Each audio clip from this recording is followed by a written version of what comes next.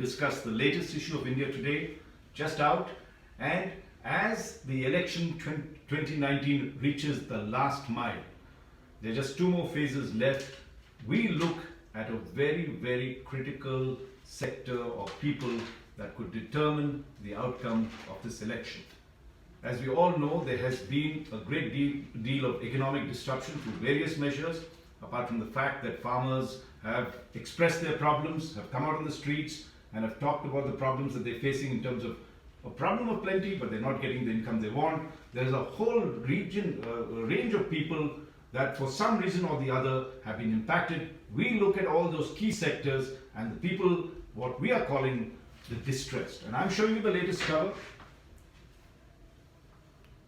This is a farmer who was steeped in debt and from West Bengal and is now forced to take to tailoring because he doesn't earn enough money through farming. We are saying that over 300 million voters suffering from economic disruption are likely to determine the outcome of this election, because if you look at it, these are the people that are going to find out. Some of them might vote for the ruling party in any case if they think that there are a lot of schemes that have been done to help them.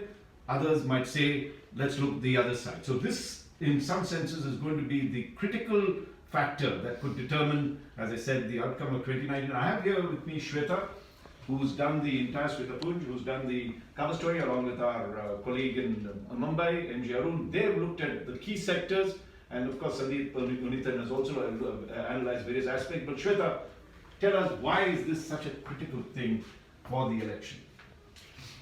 The whole reason why we decided to do this story was because through our various conversations across, whether it's economists, whether it's small traders, whether it's even big business, but we don't look at that in the story, was that there is a sense of distress. People are feeling very, very cornered because their incomes have not gone up. They're struggling to make ends meet. And that's when we decided to look at 6 critical sectors that are usually considered as employment generating sectors and have literally formed the backbone of the Indian economy, and they generate a lot of informal and formal employment. We look at agriculture, we look at textiles, we look at real estate construction, we look at some small and medium enterprises, specifically leather, plastics, rubber. And when we looked at the data, of course the data that we looked at was only of listed companies in these sectors, and data was analyzed on the basis of a rolling sample of maybe say 10 companies or 20 companies listed in that specific sector. What we saw was a sharp fall in profits, sharp fall in revenues, sharp fall in the number of people these sectors were employing. In fact, for instance, in gems and jewelry, we saw a sharp decline, and now we see a comeback. We see the sector coming back. And then we analyzed it further, and we found that demonetization was a big blow to these sectors. And one of the key reasons for that sharp slump, apart from other issues that a lot of Indian businesses deal with, whether it's your GST and labor issues, you have all that. Anyways, Indian businesses are struggling to remain competitive, especially textiles, gems and jewelry. Then you have demonetization, which sucks out the cash. And because a lot of these businesses operate in an informal way, what happened was that a lot of these businesses had to shut down. Leather, tanneries and leather businesses, and we have a case study from Agra where the person that we profiled, he ran a shoe business. His family had been running it for many decades, and that has shut down now because of... We must show those pictures that you're talking about. It's one of the most extensive pieces that have been done.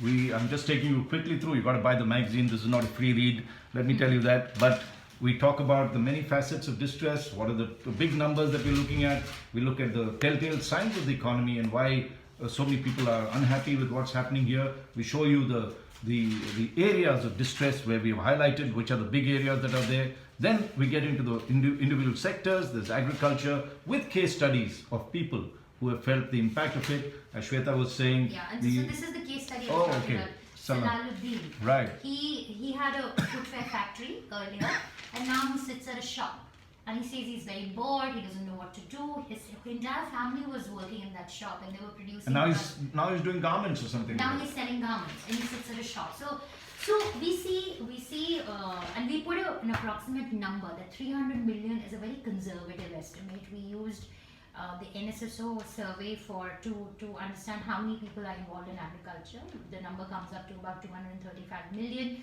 Then we look at telecom, we look at plastics, leather, across gems and jewelry, and we came up to 300 million. That's 1/3 of the electorate, which is very evidently distressed. But will it impact the vote?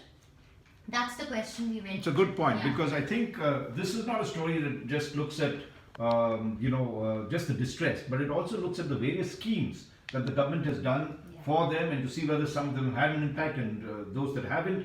Those that haven't, clearly, then the voter there will be quite disgruntled about it. But it takes the entire thing into account.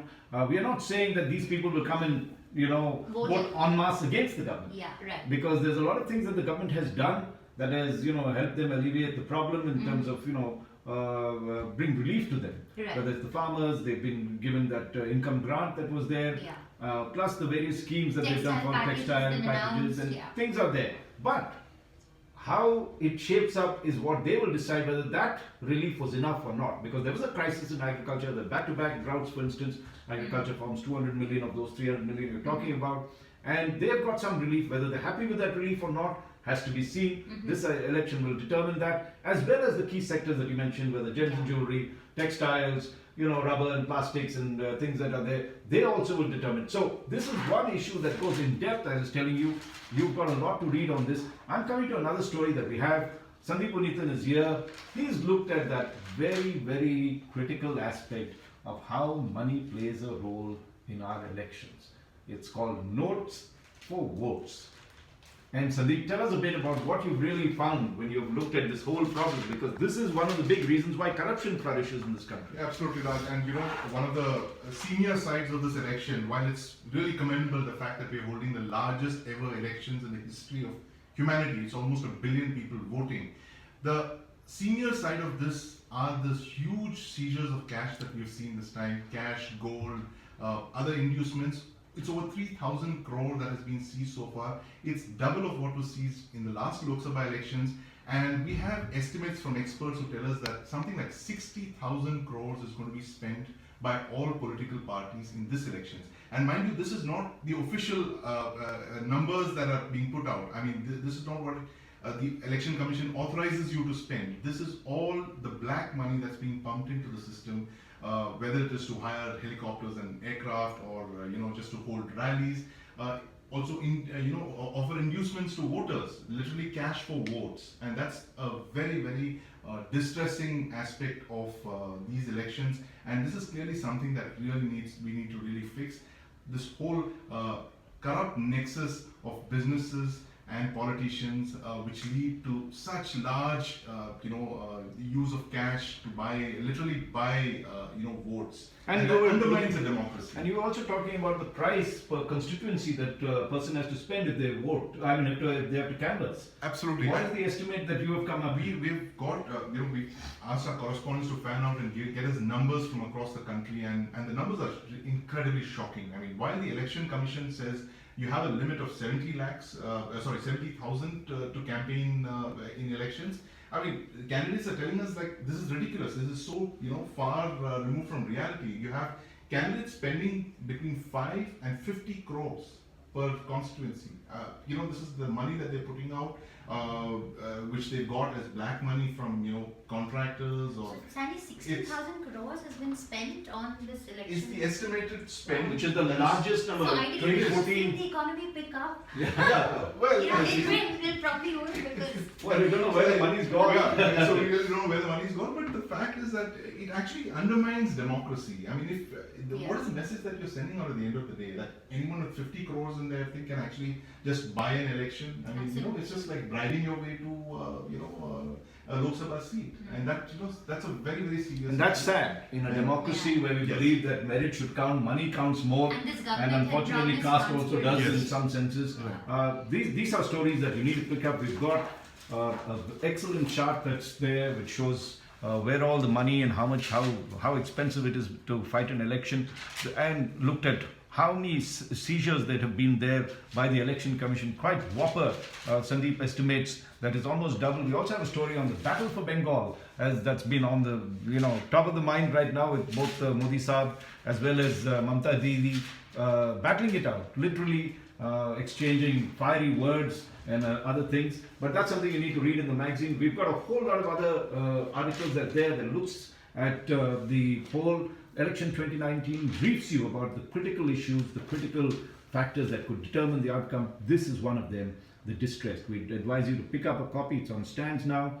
Send in your comments and suggestions, and keep reading India Today. Thank you.